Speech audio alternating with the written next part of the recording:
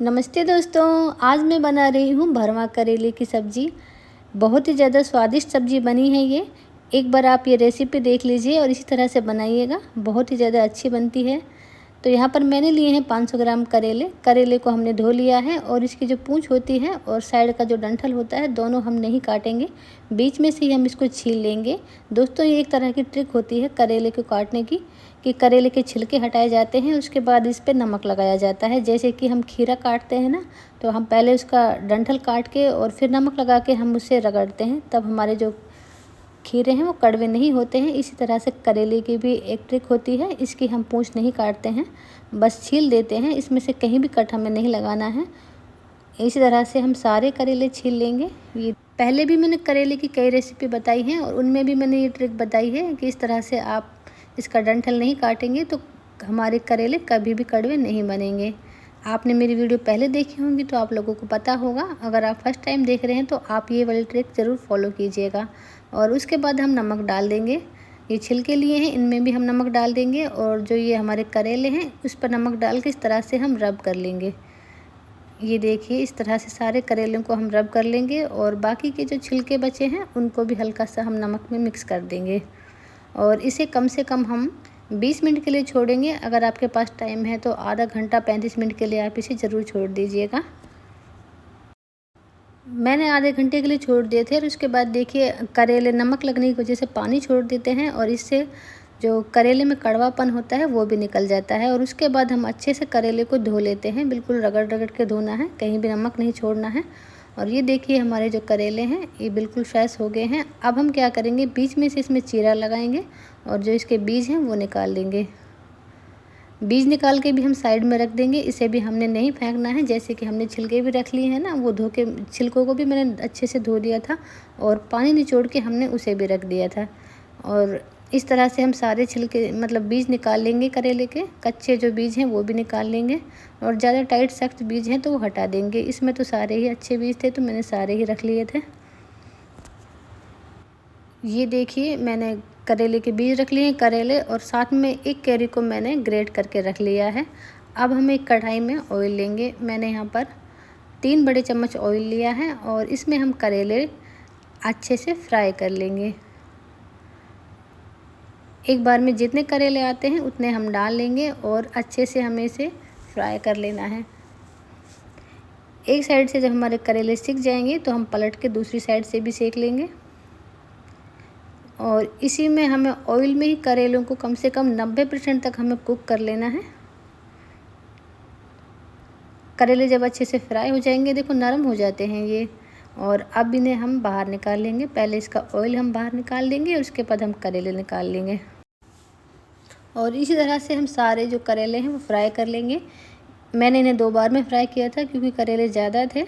और उसके बाद हम क्या करेंगे, कढ़ाई में से एक्स्ट्रा ऑयल निकाल देंगे और जितना ऑयल हमें चाहिएगा तड़के के लिए उतना हम रख लेंगे। मैंने यहाँ पर 1 चम्मच सरसों का ऑयल रख लिया था। और सबसे पहले हम इसमें डालेंगे सौंफ और उसके बाद जीरे का तड़का लगाएंगे। और यहाँ पर मैंने बारीक कटी हुई प्याज ली है। एक बड़े साइज़ का मैंने प्याज लिया था, उसे मैंने बारीक बारीक चॉप कर लिया था। और अब इसे हम ब्राउन होने तक भूनेंगे।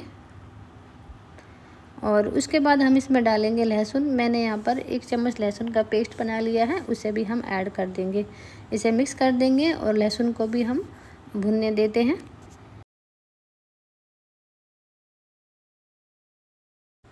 लहसुन प्याज जब ब्राउन हो जाएंगे उसके बाद हम इसमें ऐड करेंगे करेले के बीज और इन्हें भी हम ऑयल में भून लेंगे। 2 से 3 मिनट के लिए हमें इन्हें अच्छे से ऑयल में भून लेना है। 2 से 3 मिनट बाद ये जो बीज हैं हल्के से ब्राउन हो जाएंगे। उसके बाद हम ऐड करेंगे करेले के छिलके। इन्हें हमने अच्छे से धो लिया था और निचोड़ भी लिया था, इसमें पानी नहीं छोड़ना है हमें। और कई लोग होते हैं जो छिलकों को फेंक देते हैं क्योंकि ये कड़वे बनते हैं, तो मैं आपसे कह रही हूँ इस तरह से आप बनाइएगा, बिल्कुल भी कड़वे नहीं बनेंगे। और उसके बाद हम इसमें डालेंगे नमक। नमक आप देखकर ही डालिएगा क्योंकि हमने जो करेले पहले नमक लगाकर छोड़े थे तो हल्का नमक तो रह ही जाता है। तो आधा चम्मच हम नमक डाल देंगे और आधा चम्मच ही मैंने यहाँ पे हल्दी पाउडर डाल दिया है। और अब इसे हम मिक्स कर लेंगे। 4-5 मिनट हमें इसे अच्छे से भून लेना है। और उसके बाद हम ऐड करेंगे ये कैरी का पल्प लिया था मैंने। आप जब भी भरवा करेले बनाएं तो कैरी को कट करके ना डालें, इस तरह से ग्रेट करके डालें। इससे हमारी जो स्टफिंग होती है वो बहुत ही ज़्यादा अच्छी बनती है, बहुत ही अच्छा टेस्ट आता है। और उसके बाद हम इसे 3-4 मिनट के लिए भून लेंगे। और अब हम ऐड करेंगे मसाले। मैंने यहाँ पर 1.5 चम्मच लाल मिर्ची पाउडर लिया है और 2 चम्मच धनिया पाउडर लिया है। अब इसे हम अच्छे से मिक्स कर देंगे और मीडियम फ्लेम पे हमें इसे पकने देना है। अगर आपको ड्राई लग रहा है तो हल्का सा आप इस पे पानी की छींटे मार सकते हैं। और वैसे मुझे तो नहीं लग रहा था ये, क्योंकि कैरी का पल्प भी हमने इसमें डाला है, तो मैंने इस तरह से ही ड्राई रोस्ट ही किया था। कई बार ऐसा होता है कि मसाले जलने लग जाते हैं, तब हम हल्का सा पानी छींटे मार के डाल देते हैं तो मसाले नहीं जलते हैं और फिर ये गीली भी नहीं लगती है जो हमारी स्टफिंग होती है। तो इस तरह से आप कर लीजिएगा। और यहाँ पर मैंने चीनी डाली है, बाकी जो सारे मसाले डाले हैं उनके टेस्ट को बैलेंस करने के लिए हमें इसमें चीनी डालना है। और साथ में मैंने इसमें कैरी भी डाली थी, तो हल्का सा खट्टा मीठा टेस्ट के लिए आप इसमें चीनी डाल लीजिएगा। चीनी ये छोटी वाली जो चम्मच होती है हम खाना खाते हैं, वो 1 चम्मच डाल लीजिएगा। और 1/4 चम्मच मैंने गरम मसाला डाला है और 2 मिनट के लिए इसे हम और पका लेंगे। और उसके बाद हम स्टफिंग को निकाल लेंगे, ठंडा होने का वेट करेंगे। जब ये ठंडी हो जाएगी तब इसे हम करेले में भर देंगे।